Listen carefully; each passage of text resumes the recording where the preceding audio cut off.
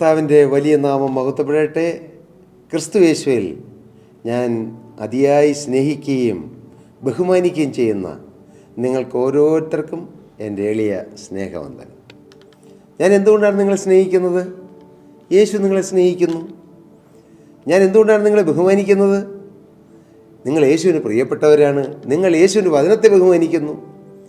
യേശുവിൻ്റെ വചനത്തെ ബഹുമാനിക്കുന്നവരെ ഞാൻ ബഹുമാനിക്കുന്നു. അവരെ മാത്രമേ ബഹുമാനിക്കുവോ? അവരെ മാത്രമേ ബഹുമാനിക്കുകയുള്ളോ? അല്ല, എല്ലാവരെയും ബഹുമാനിക്കുന്നു. പ്രത്യേകാൽ ദൈവവചനത്തെ ബഹുമാനിക്കുന്നവരെ ഞാൻ ഏറെ ബഹുമാനിക്കുന്നു. കർത്താവിന് സ്തോത്രം. ശീമോൻ പത്രോസ് തൻ്റെ ഉള്ളം മുഴുവൻ യേശുവിൻ്റെ സന്നിധിയിൽ തുറന്നു. രാത്രി മുഴുവൻ അധ്വാനിച്ചിട്ട് ഒന്നും കിട്ടിയില്ല എന്ന് ദൈവത്തോട് തൻ്റെ സങ്കടം മുഴുവൻ പറഞ്ഞു. പോർ യുവർ ഹാർട്ട്, നിൻ്റെ ഹൃദയം പകരുക. ദൈവസന്നിധിയിൽ ഇങ്ങനെ പകരുക. ഒരു പാത്രത്തിൽ നിന്ന് മറ്റൊരു പാത്രത്തിലേക്ക് വെള്ളമൊഴിച്ച് പകരുന്നത് പോലെ നമ്മുടെ ഹൃദയത്തിലെ വേദനകളും സങ്കടങ്ങളും ക്രിസ്തുവിൻ്റെ അരികിലേക്ക് പോർ ഔട്ട് ചെയ്യുക, പകരുക. അത് വലിയ ആശ്വാസം കിട്ടും. നിങ്ങൾ ഒരിക്കലും ഹൃദയം അടക്കി വെച്ചുകൊണ്ടിരിക്കരുത്, മൂകമായിരിക്കരുത്, സംസാരിക്കാതിരിക്കരുത്, ചിരിക്കാതിരിക്കരുത്. നിങ്ങൾ ചിരിക്കൂ പ്രിയരെ. നിങ്ങൾ ചിരിക്കാതിരുന്നാൽ എന്ത് സംഭവിക്കും? ഒന്നും സംഭവിക്കുകയില്ല. നിങ്ങൾ ചിരിച്ചാൽ എന്ത് സംഭവിക്കും? നിങ്ങൾക്ക് കുറേ കൂടി സന്തോഷം കിട്ടും. കർത്താവിന് സ്തോത്രം. ദൈവത്തിൻ്റെ വചനം പറയുന്നു, cheerful heart is a good medicine. സന്തുഷ്ട ഹൃദയം നല്ലൊരു ഔഷധമാവുന്നുവെന്ന്. സന്തുഷ്ടമായ ഹൃദയം, ഉള്ളു തുറന്ന് നാം ഒന്ന് ചിരിച്ചാൽ തന്നെ, ഉള്ളു തുറന്ന് നാം ഒന്ന് സംസാരിച്ചാൽ തന്നെ കുറേ ഭാരങ്ങളും കുറേ ആകുലങ്ങളെല്ലാം പോകും. അത് യേശുവിനോടായാലോ, യേശുവിനോടായാൽ അത് എത്ര ശ്രേഷ്ഠം. പത്രോസ് യേശുവിനോട് പറഞ്ഞു, നാഥ, രാത്രി മുഴുവൻ ഞങ്ങൾ അധ്വാനിച്ചു. നാഥ, ഞങ്ങൾ രാത്രി മുഴുവൻ അധ്വാനിച്ചു, പക്ഷെ ഒന്നും കിട്ടിയില്ല. അധ്വാനം വ്യർത്ഥം. അധ്വാനിച്ചത് മുഴുവൻ വ്യർത്ഥമായി ചിന്തിക്കുന്നവരാരെങ്കിലും ഇന്ന് ഈ വാക്കുകൾ കേൾക്കുന്നുണ്ടോ? ബാല്യകാലം മുതൽ അധ്വാനം, ഓർമ്മ വച്ച കാലം മുതൽ ജീവിതഭാരം ചുമലിൽ വന്നുകൊണ്ട് അധ്വാനത്തോട് അധ്വാനം. ഒന്ന് കരകയറി വരണം, എങ്ങനെയെങ്കിലും കുടുംബത്തെ ഒന്ന് രക്ഷിക്കണം. അധ്വാനം. എനിക്കറിയാം, ഞാൻ ജനിച്ച കാലം മുതൽ, എനിക്ക് ഓർമ്മ വെച്ച കാലം മുതൽ എൻ്റെ പിതാവ് കഠിനാധ്വാനിയായിരുന്നു. കൂലിപ്പണിക്കാരനായിരുന്ന എൻ്റെ പിതാവ് നന്നായി രാവിലെ എഴുന്നേറ്റ് പരവര വെളുക്കുമ്പോൾ പറമ്പിലിറങ്ങും. ഒരാളുടെ പണി പണിയും കൂലിവേലയ്ക്ക് പോകുന്നതിന് മുമ്പ്. വൈകുന്നേരം 5-5:30 ആകുമ്പോൾ വന്നതിന് ശേഷം, കൂലിപ്പണി കഴിഞ്ഞതിന് ശേഷം ഒരല്പം കട്ടൻ ചായ കുടിച്ചിട്ട് വീണ്ടും പറമ്പിലേക്ക്. സന്ധ്യ മയങ്ങും വരെയും പണിയും. അങ്ങനെ കഠിനാധ്വാനിയായിരുന്നു ഞങ്ങളുടെ പിതാവ്. എങ്ങനെയെങ്കിലും കുടുംബം പുലർത്താൻ അധ്വാനിക്കുന്ന ഒരു പാവം മനുഷ്യൻ. പ്രിയപ്പെട്ടവരെ, പക്ഷേ അതിനൊക്കെ പ്രതിഫലം കിട്ടി. അധ്വാനം കൊണ്ട് മാത്രമല്ല, സ്തോത്രം, അധ്വാനിച്ചിട്ടും പ്രതിഫലം കിട്ടാതിരുന്ന കാലങ്ങൾ ഞങ്ങളുടെ കുടുംബത്തിലുണ്ട്. അധ്വാനം ഒരു വശത്ത്, പക്ഷേ അതോടൊപ്പം നാശമായിരുന്നു, പരാജയമായിരുന്നു, ഉയർച്ച ഉണ്ടായിരുന്നില്ല. കാരണം ഞങ്ങളുടെ കുടുംബത്തിൽ ഒത്തിരി ശാപങ്ങളും ബന്ധനങ്ങളും ഉണ്ടായിരുന്നുകൊണ്ട് അധ്വാനിക്കുന്നതൊന്നും നന്നായി ചെലവഴിക്കാൻ കഴിഞ്ഞിരുന്നില്ല, ഒന്നിനും തികയുമായിരുന്നില്ല. എന്നാൽ യേശുക്രിസ്തുവിനെ കണ്ടെത്തിയതിന് ശേഷം യേശുവിനോട് ചേർന്ന് അധ്വാനിക്കാൻ തുടങ്ങി. എല്ലാത്തിനും പ്രതിഫലം കിട്ടി. ഒരു കാലത്ത് കൂലിവേല ചെയ്ത് അനേകം യജമാനന്മാരുടെ മുമ്പിൽ കൈനീട്ടിക്കൊണ്ടിരുന്ന എൻ്റെ പിതാവ്, എന്നാൽ ആ പിതാവിൻ്റെ മക്കളായി ഞങ്ങൾ, പ്രത്യേകാൽ എൻ്റെ ജ്യേഷ്ഠ സഹോദരൻ, അദ്ദേഹം നടത്തുന്ന സ്ഥാപനത്തിൽ ഇന്ന് 4500ഓളം എംപ്ലോയീസ് ഉണ്ട്. 4500 പേർക്ക് മാസശമ്പളം കൊടുക്കുന്ന ഒരു പദവിയിലേക്ക് എൻ്റെ സഹോദരനെ കർത്താവ് ഉയർത്തി. കൂലിപ്പണിക്കാരൻ്റെ മകൻ, കൂലിപ്പണിക്കാരുടെ മക്കൾ, അവരെ ഉയർത്തുന്നൊരു ദൈവമുണ്ട്. സ്ഥിതികൾ മാറാൻ അധികം സമയം വേണ്ട പ്രിയരെ ദൈവത്തിന്. സ്ഥിതികൾ മാറ്റാൻ അധികം സമയം വേണ്ട പ്രിയരെ ദൈവത്തിന്. ദൈവത്തിന് അസാധ്യമായതൊന്നുമില്ല. ഞാൻ സ്നേഹത്തോട് നിങ്ങളോട് പറയാം, നിങ്ങളുടെ ഹൃദയത്തെ തൊട്ടു പറയാം, മോനെ, നിൻ്റെ സ്ഥിതി മാറാൻ അധികം സമയം വേണ്ട. നാളിതുവരെയും എൻ്റെ സ്ഥിതിക്ക് ഒരു ഭേദവും വന്നില്ലല്ലോ.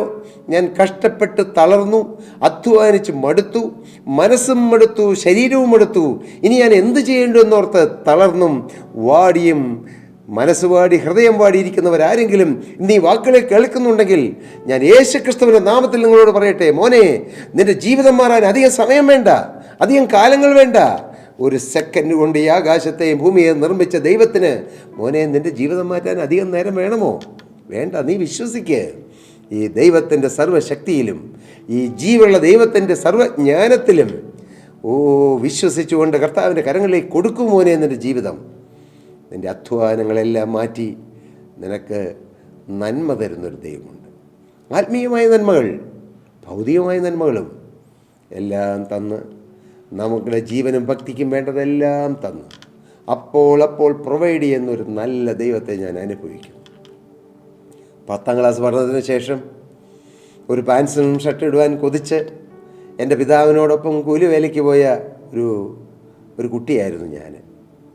അന്ന് മധ്യവേനൽ അവധിക്കാലത്ത് ചുട്ടുകൊള്ളുന്ന വെയിലിൽ നിന്നുകൊണ്ട് കരിഞ്ഞുണങ്ങിയ ഒരു ചെടിയെ പോലെ ഞാൻ ശരീരം വാടിത്തളർന്ന്, മനസ്സും വാടിത്തളർന്ന്, എനിക്കും ഒരു പാൻസ് ഇടണമെന്ന് കൊതിച്ച് ഒരു കൂലിവേലയെടുത്ത് അങ്ങനെ പാൻസ് ഷർട്ട് വിട്ട ഒരു ആളാണ് ഞാൻ.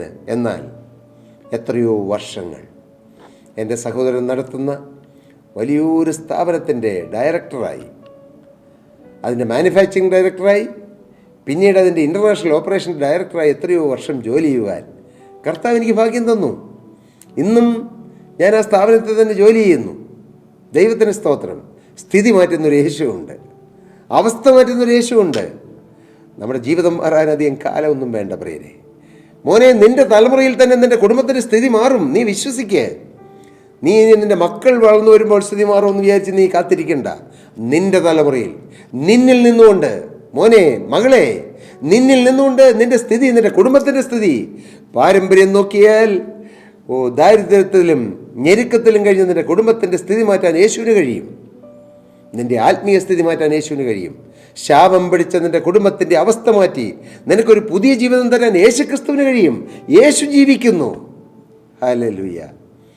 എൻ്റെ പ്രസംഗത്തിൻ്റെയും എൻ്റെ വചനശ്രൂഷയുടെ ആകെ തുക എന്താണെന്ന് നിങ്ങൾക്കറിയാമോ? ഞാൻ ചോദിച്ചാൽ നിങ്ങളോട് പറയാം.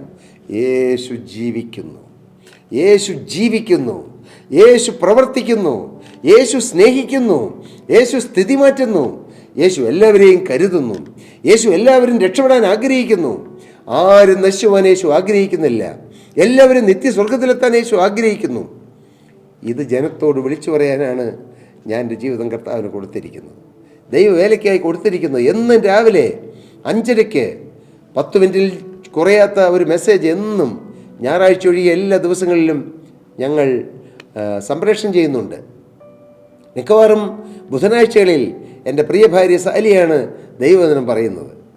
എല്ലാ ഞായറാഴ്ചയും സാലി എഴുതിയതോ മറ്റേതെങ്കിലും ദൈവമക്കൾ ആത്മാവിൽ എഴുതിയതോ ആയ ഗാനങ്ങൾ സാലി പാടുന്നു. ഞങ്ങളാലാവത് കർത്താവിൻ്റെ വേലയ്ക്ക് വേണ്ടി ചെയ്യുക, അതാണ് ഞങ്ങളുടെ ആഗ്രഹവും കൊതിയും സമർപ്പണവും. അവൾ തന്നാലാവത് ചെയ്തതെന്ന് എൻ്റെ കർത്താവിന് വചനത്തിലുണ്ട്. ഞങ്ങൾക്ക് ജോലിയുണ്ട്, മാതാപിതാക്കൾ ഞങ്ങളുടെ കൂടെ കഴിയുന്നു, വർഷങ്ങളായി കുഞ്ഞുങ്ങളുണ്ട്, കൊച്ചുമോനുണ്ട്. അങ്ങനെ ജീവിതത്തിൽ അനേകം പ്രാരാബ്ധങ്ങളെല്ലാം ഞങ്ങളുടെ ജീവിതത്തിലുണ്ട്, ഒരു സാധാരണക്കാരനായ മനുഷ്യനെ പോലെ.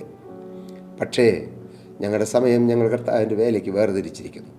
1-ാം സ്ഥാനം യേശുവിൻ്റെ വേല, 1-ാം സ്ഥാനം യേശുവിൻ്റെ മഹത്വം, 1-ാം സ്ഥാനം യേശു ക്രിസ്തുവിൻ്റെ ശുശ്രൂഷയ്ക്ക്. അങ്ങനെ ഞങ്ങൾ മുന്നോട്ട് ഇറങ്ങുമ്പോൾ ഞങ്ങളുടെ കാര്യം, ഞങ്ങളുടെ മാതാപിതാക്കളുടെ കാര്യം, ഞങ്ങളുടെ കുഞ്ഞുങ്ങളുടെ കാര്യം, ഞങ്ങളുടെ കൊച്ചുമോൻ്റെ കാര്യം, ഞങ്ങളുടെ ജീവിതത്തിൻ്റെ എല്ലാ കാര്യങ്ങളും യേശു ക്രിസ്തു ഏറ്റെടുത്ത് നടത്തുന്നത് ഞാൻ അനുഭവിക്കുന്നു.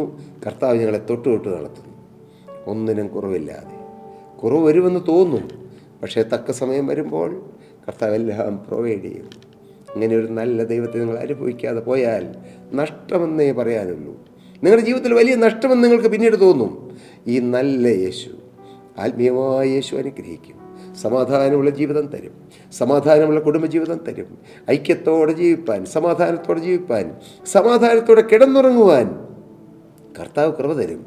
എത്രയോ പണക്കൊഴുപ്പുള്ള ആളുകൾ ഒന്ന് ഉറങ്ങാൻ പോലും കഴിയാതെ തിരിഞ്ഞും മറിഞ്ഞും കിടക്കുമ്പോൾ പാവപ്പെട്ട ദൈവമക്കൾ വന്ന് കിടക്കും. കർത്താവേ എന്ന് പറഞ്ഞ് പ്രാർത്ഥിച്ച് സ്തുതിച്ച കർത്തകാരങ്ങളിലേക്ക് ഉറക്കം പോലും സമർപ്പിച്ച് കിടക്കുന്നതറിയാം. പിന്നെ രാവിലെ ഉണരുമ്പോൾ സമയം തീർന്നു എന്ന് തോന്നും, അത്ഭുതം തോന്നും. ഉറക്കം തരുന്ന ഒരു ദൈവം. ദാവീദ് പറഞ്ഞു, ഞാൻ സമാധാനത്തോടെ കിടന്നുറങ്ങും, നീയല്ലോ യഹോവേ എന്നെ നിർഭയം വസിക്കുമാറാക്കുന്നതെന്ന്. അതേ പ്രിയ സഹോദരി സഹോദരങ്ങളെ, യേശു ജീവിക്കുന്നു. യേശുവിൻ്റെ കരങ്ങളിൽ നിങ്ങളുടെ ജീവിതം കൊടുക്കൂ. യേശുവിനോട് തുറന്നു പറയൂ.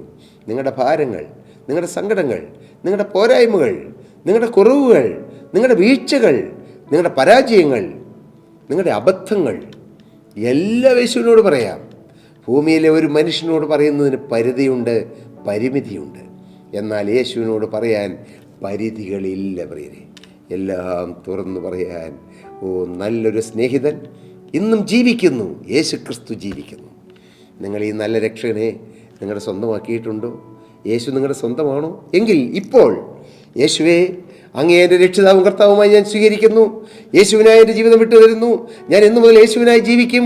യേശുവിനെ എൻ്റെ സ്വന്തം രക്ഷിതാവും കർത്താവുമായി സ്വീകരിക്കുന്നു. നാഥ, അവിടുന്ന് എൻ്റെ ഹൃദയത്തിലേക്ക് വരണമേ, എൻ്റെ ജീവിതത്തിലേക്ക് വരണമേ.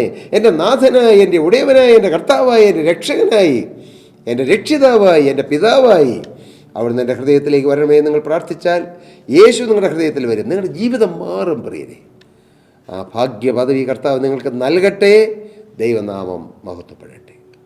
സ്തോത്രം. പ്രിയ സഹോദരി സഹോദരങ്ങളെ, നിങ്ങൾക്ക് ഏതെങ്കിലും പ്രാർത്ഥനാ വിഷയങ്ങളോ ആത്മീയമായോ ഭൗതികമായോ ഏതെങ്കിലും കാര്യങ്ങൾ ഷെയർ ചെയ്യാനോ ഏതെങ്കിലും കൗൺസിലിംഗ് നിങ്ങൾക്ക് ലഭിക്കേണ്ടതുണ്ടെങ്കിൽ ഞങ്ങളുമായി കോൺടാക്റ്റ് ചെയ്താൽ ഞങ്ങൾ നിങ്ങൾക്ക് വേണ്ടി പ്രാർത്ഥിക്കുകയും നിങ്ങൾക്ക് വേണ്ടതായ നിർദ്ദേശങ്ങൾ തരുവാൻ ഞങ്ങളും ദൈവസന്നിധിയിൽ ഒരുക്കമാണ്.